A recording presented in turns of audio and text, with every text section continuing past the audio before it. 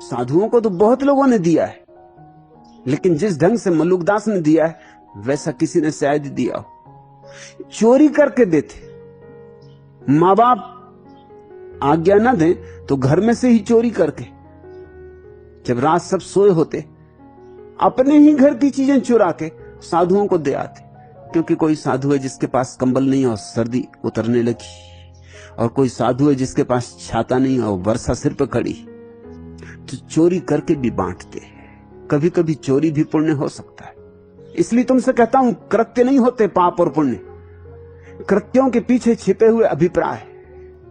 कभी पुण्य भी पाप ही होते और कभी पाप भी पुण्य हो जाते। जीवन का गणित पहेली जैसा है, सीधी रेखा नहीं है जीवन के गणित की। कोई नहीं कह सकता कि यह ठीक और यह गलत, कि ऐसा करोगे तो ठीक और ऐसा करोगे तो गलत। सब कुछ निर्भर करता है भीतर की अभीप्सा पर, अभिप्राय पर। अब चोरी को कौन पुण्य कहेगा, लेकिन मलुकदास की चोरी को मैं कैसे पाप कहूं? मलुकदास की चोरी को पाप नहीं कहा जा सकता। और तुम चोरी ना भी करो तो भी क्या पुण्य हो रहा है? तुम दान भी देते हो तो पाप हो जाता है, क्योंकि तुम्हारी दान के पीछे भी व्यवसायिक बुद्धि होती। तुम मंदिर भी बनाते हो तो पाप हो जाता है, क्योंकि मंदिर के द्वार पर भी तुम अपना पत्थर लगवा देते हो। तुम देखते हो देश में कितने मंदिर, बिरला मंदिर, कृष्ण के मंदिर होते थे, राम के मंदिर होते थे, जिन मंदिर होते थे, बुद्ध मंदिर होते थे, मगर बिरला मंदिर तुमने सुने थे? आज तक जो किसी ने ना किया था वो जुगल किशोर बिरला ने किया।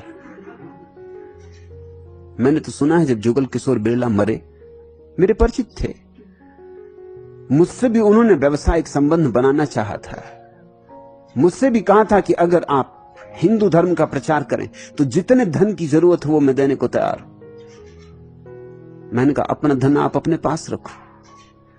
जहां हिंदू है, जहां मुसलमान है, जहां ईसाई है, वहां धर्म कहां? मैं किसी धर्म का प्रचार नहीं कर सकता। मुझे बहुत हैरानी से देखा था और एक ही शब्द कहा था कि आप जैसे लोग हमेशा अटपटे क्यों होते? मैं सब कुछ देने को, बेशर्त देने को तैयार हूं, जितना धन चाहिए, लेकिन दुनिया भर में हिंदू धर्म का प्रचार होना चाहिए। दो चीजों का प्रचार, हिंदू धर्म और गौ माता। मैंने कहा यह मुझसे नहीं हो सकता, यह असंभव है। जब जुगल किशोर मरे तो स्वभावतः उन्होंने सोचा था कि स्वर्ग पहुंचेंगे, क्योंकि इतने मंदिर बनवाए हैं, अब और क्या चाहिए, और पहुंचे भी स्वर्ग। तो स्वभावतः आकर्ष से प्रवेश किया। द्वारपाल से पूछा कि मुझे स्वर्ग मिला है, इसका कारण जानते हो? द्वारपाल ने कहा कारण सभी जानते। जुगल किशोर बिरला ने कहा कि निश्चित ही, तो मतलब मेरे पहले मेरी सुगंध पहुंच चुकी। मैंने इतने मंदिर जो बनवाए।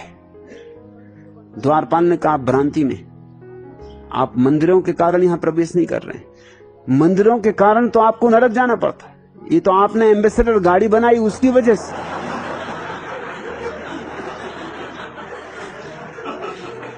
जुगल किशोर भी बहुत चौंके। एम्बेसडर गाड़ी, उससे स्वर्ग जाने का क्या संबंध? तो द्वारपाल ने कहा कि जो भी एम्बेसडर गाड़ी में बैठे राम राम करता रहता है। जितने लोगों को आपने राम राम करवाया है, उतनों को बड़े बड़े पंडित, बड़े बड़े पुरोहित भी नहीं करवा सके। चीज भी अद्भुत बनाई है एम्बेसडर गाड़ी। हर चीज बचती है सिर्फ हॉर्न को छोड़कर।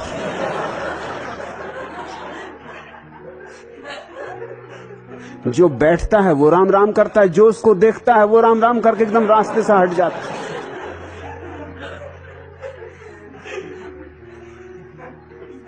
सोचा था कि मंदिर की वजह से प्रवेश मिलेगा स्वर्ग में, लेकिन वे मंदिर तो बिरला के अहंकार के प्रतीक हो गए, और जहां अहंकार आ गया वहां पुण्य कहां? तुम दान भी देते हो तो किस लिए? देने में तुम्हें आनंद है, या कि देने के पीछे कुछ पाने का गणित बिठा रहे हो, कोई दुकान फैला रहे हो? अगर दान साधन है तो पाप हो गया, अगर दान साध्य है तो पुण्य। तो कभी कभी ऐसा भी हो सकता है कि मलुकदास जैसे व्यक्ति की चोरी भी पुण्य हो और जुगल किशोर बिरला जैसे व्यक्ति का दान भी पाप हो। वो मुझे दान दे रहे थे कि जितना धन चाहिए, मगर उसमें भी शर्त थी। वो दान था, वो मुझे खरीदना चाह रहे थे, उसमें दान कहां था? शर्त जहां हो वहां दान कहां? दान तो बेशर्त होता है।